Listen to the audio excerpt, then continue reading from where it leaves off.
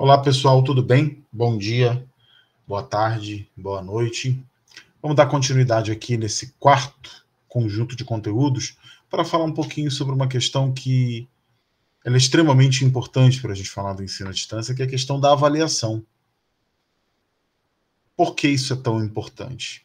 Porque tendo em vista que a gente está lidando com uma complexidade tão ampla de processos formativos, num ambiente que a gente ainda está se alfabetizando, e que para muitos ainda tem uma barreira de infraestrutura, uma barreira socioeconômica, de acesso muito grande, avaliar pessoas sem estar no mesmo local que elas, sem conviver com elas, para nós docentes é um baita desafio. Então, eu vou apresentar aqui com vocês alguns desses desafios, algumas das estratégias possíveis, de forma bastante preliminar, tá, pessoal? Porque realmente a questão avaliativa, eu diria que é uma das mais sensíveis junto com a evasão, porque são as questões que a gente testa quando a gente está lidando em avaliar alguém, ou quando a gente está lidando com um processo formativo que retém as pessoas construtivamente no processo, significa que ele deu certo, né? Significa que as coisas estão andando bem. Quando a gente está falando de um ambiente no qual é difícil avaliar, é muito difícil avaliar, ou ainda a gente tem uma enorme dificuldade em fazer com que esse acompanhamento ocorra de forma sistemática, sem dúvida alguma a gente está falando de um curso que o aluno desistiu. E quando o aluno desiste do curso, é a pior coisa que pode acontecer. Quando ele evade, né? Quando ele se perde, se despreende desse processo formativo. O que a gente está falando em termos de tamanho de desafio é algo bem grande. Tanto o crescimento profissional do professor depende da sua habilidade em garantir evidências de avaliação e informações, a fim de garantir constantemente que o seu ensino seja melhorado, porque o ensino à distância ele é muito forte na meta e na autoavaliação. O que a gente está fazendo acaba sendo muito, muito avaliado. Ainda a avaliação ela pode servir, nesse caso, como o que a gente está falando aqui, que é um controle de qualidade, para assegurar que cada ciclo novo de ensino-aprendizagem alcance resultados tão bons quanto os anteriores ou até mesmo melhores. O próprio discente, nesse sentido, ele pode se beneficiar. Por quê? Porque a gente pode fugir do lugar comum, que é punitivo, que é de prêmios por desempenho, de um produtivismo que vai na contramão da melhor experiência de ensino-aprendizagem. Quando a gente entende que a gente está num AVA, e o AVA é um espaço colaborativo que depende de um conjunto de habilidades rígidas e suaves, e que a experiência de trabalho pode ser uma experiência engrandecedora a todos, a gente, na verdade, vai estar abordando o que a gente chama de avaliação como algo contributivo para o desenvolvimento do aluno. Vai estar pautado em responsabilidades e potencialidades, em ajudar essa pessoa em formação a garantir avanços qualitativos no seu processo de conversão em um profissional ou em cidadão. E isso é algo muito, muito importante, porque é justamente esse processo que vai garantir uma avaliação que seja verdadeiramente progressiva, que seja verdadeiramente funcional e que ajude as pessoas a, de fato, aprenderem. Desenvolver essa boa relação passa por vários e complexos elementos. Passa não só por transmitir o melhor conteúdo possível, mas também por avaliar essa apropriação e a capacidade de ressignificação crítica de forma igualmente apropriada. No ambiente da docência online, esse desafio cresce muito. Não é fácil. Isso porque, sem um monitoramento atento, de perto, como a gente chamaria, há uma questão imediata, a autoria. Como a gente monitorar se aquilo que está sendo entregue, está sendo submetido, está sendo oferecido como resultado de um trabalho, é algo absolutamente autoral. Alguns avaliadores do ensino à distância, alguns teóricos, inclusive apontam a possibilidade de a gente flexibilizar um pouco a questão autoral e entender que, por exemplo, se nós estamos formando professores e professores farão pesquisa na internet, na verdade a gente não tem que necessariamente estar avaliando se essas pessoas criaram inteiramente o que estão apresentando, mas se elas fizeram uma boa curadoria do conteúdo. Claro que uma boa curadoria do conteúdo envolve novamente a questão da autoria, porque a gente não pode simplesmente pegar uma coisa da internet e não citar a fonte. Isso não é legal. Isso, inclusive, vai na direção contrária da Lei de Direitos Autorais. Há, além disso, desenvolvimento de avaliações que podem se tornar mais difíceis quando envolvem plataformas virtuais, porque simplesmente são pouco comuns a alguns profissionais ou alguns formandos. E a gente tem que ter a sensibilidade para olhar isso. Questões como a ausência física do professor em muitos dos modelos de oferta de curso à distância acontecem. E essa distância acaba implicando em processos psicossociais de aprendizado fora da sala de aula que são muito áridos. A gente está muito acostumado ao olho no olho, ao tete a tete, ao contato multissensorial. Quando a gente precisa disso, quando a gente precisa abrir mão, a gente tem que abrir uma outra porta para a gente entrar, que é a da destreza tecnológica digital, para que a gente possa entender por quais meios nós conseguimos ter uma capacidade de verificar a autenticidade e a qualidade daquilo que está sendo apresentado.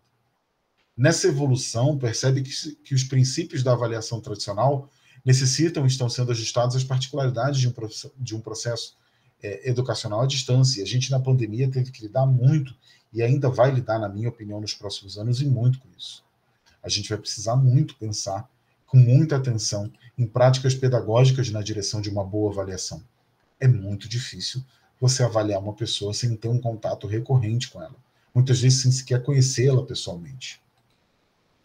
Avaliar, nesse entendimento aqui, é um processo contínuo de julgamento, ou de apreciação ou interpretação de conhecimentos com base em uma escala de valores. Avaliar, portanto, consiste em coletar e interpretar dados quantitativos, qualitativos, semanticamente, estruturadamente, perante critérios amplos e universalizados que são previamente estabelecidos.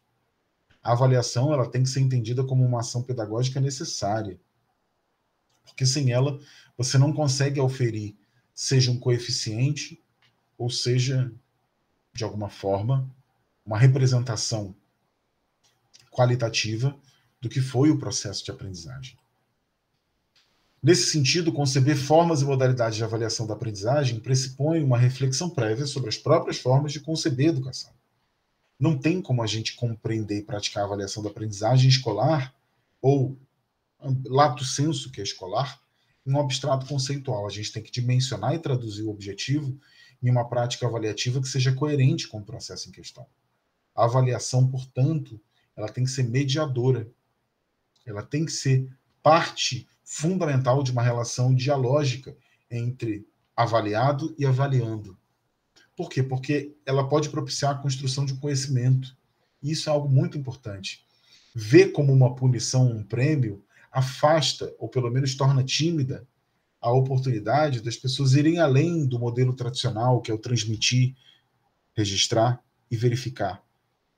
Isso pode ser algo muito interessante, o aluno entender e ser direcionado a uma experiência de aprendizagem e, portanto, depois de avaliação, que realmente mostre que aquilo é uma oportunidade de exercitar os aprendizados, pode ser algo extremamente positivo. Pode ser algo que faça muito positivamente a diferença. Não se trata apenas da avaliação da aprendizagem dos alunos, das ferramentas cognitivas, da conversação e da colaboração, além do conteúdo aprendido.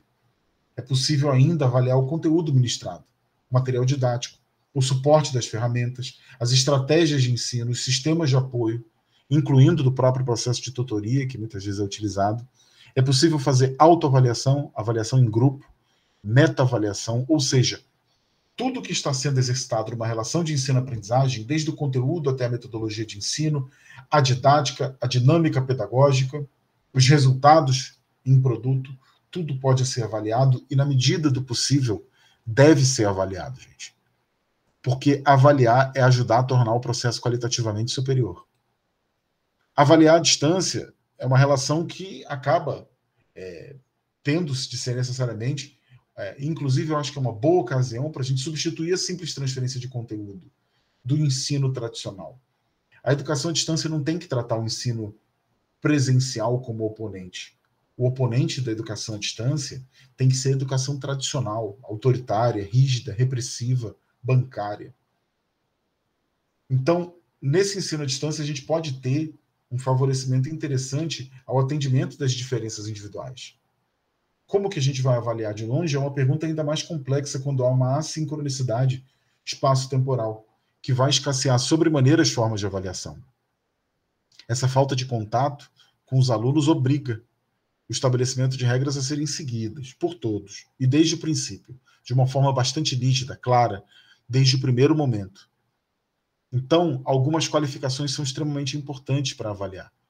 Como, por exemplo, a gente entender que é preciso ser absolutamente nítido, desde o princípio, na exposição do que vai ser avaliado, dos resultados esperados, dos critérios e dos padrões da certificação. É preciso deixar isso bastante marcado, porque isso pode ser um facilitador da construção da autonomia pela aprendizagem, da chamada aprendizagem autodirigida por parte dos alunos. E isso pode ajudar a gente a conjugar essa avaliação procedimental e a avaliação atitudinal, de forma a tudo bem programado, tudo bem esclarecido, tudo bem facilitado, a gente se concentrar no que interessa, que são os procedimentos, ou seja, avaliar o conteúdo adquirido e, por outro lado, avaliar as competências, as habilidades, para a gente trabalhar todo tipo de habilidade possível. Aqui eu tenho alguns exemplos para a gente olhar de como a gente pode estabelecer princípios avaliativos. Em todos os grupos, como podemos avaliar, desde a co- e autoavaliação no caso do aluno, ou até mesmo, no caso do professor, a interpretação de provas, testes, tarefas, resumos, observações que permitam aferir os indicadores qualitativos de avaliação e, por outro lado, no assíncrono, os mesmos exemplos citados, mas utilizando um sistema de protocolos diferente, que permita que as pessoas tenham o seu momento para que possam trazer uma resposta e, num momento posterior, serem avaliadas. A educação à distância também pode tornar a avaliação dos professores, sem dúvida alguma, mais célere, mais transparente e objetiva. Por que eu estou dizendo isso? Porque é uma modalidade de ensino que pode fazer com que discentes se sintam mais livres para comentários críticos, através de feedbacks quantitativos, que muitas vezes anonimamente ou feito por enquete, não fossem tão autênticos ou até mesmo tivessem uma barreira de timidez no ambiente presencial. É um outro dado interessante dessa facilitação da quantificação e da objetificação, que as plataformas de EAD costumam disponibilizar dados de engajamento, como o número de acessos, o tempo de permanência nas aulas e a quantidade de interações. Até o YouTube faz isso, gente. Isso ajuda a gente a tornar a avaliação mais impessoal, quantitativa e com dados estruturados de forma ágil, para justamente tornar o aspecto qualitativo da avaliação muito mais ameno para a gente possa se concentrar com a devida calma. Usar a tecnologia implica, portanto, nesse caso das avaliações, em repensar estratégias educacionais e repensar a ideia do que é produzir, do que é transmitir, do que é aprender, do que é validar e do que é gerar resultados, já que se torna muito possível dar autonomia e promover uma afirmação do professor num papel de orientador, e ao mesmo tempo que nos liberta de muitas tarefas complexas que são, às vezes, burocráticas, enfadonhas, também pode promover uma emancipação relativa do aluno como um agente ativo na construção do conhecimento. Tudo isso depende, gente, desse valor que eu venho em praticamente todas as sessões de conteúdo falando, que é a dimensão empática do processo. É difícil, muito difícil, afastar a ideia de hierarquia quando se pensa na relação entre professores e alunos. Mas, com a docência online, a gente pode consolidar novas perspectivas sobre os papéis de docente e discente pelo seu potencial de uso de metodologias ativas. O ideal é pensar nessas ferramentas avaliativas como formas de um diagnóstico amplo da experiência, que ajude a gente a sempre estar aprimorando, sempre permitindo novos exercícios, novas rodadas, apontando para o professor quais são as vantagens e os pontos a serem desenvolvidos no processo, tanto na prática discente, quanto até mesmo na prática do próprio professor. Tudo isso que eu estou trazendo, gente, aqui é uma visão estratégica para a gente ponderar o quanto os processos avaliativos, no caso do ensino à distância, adquirem uma particularidade significativa e merecem a nossa atenção. Tudo bem? Por agora é só. Muito obrigado pela atenção de vocês e a gente se fala daqui a pouquinho. Tchau, tchau.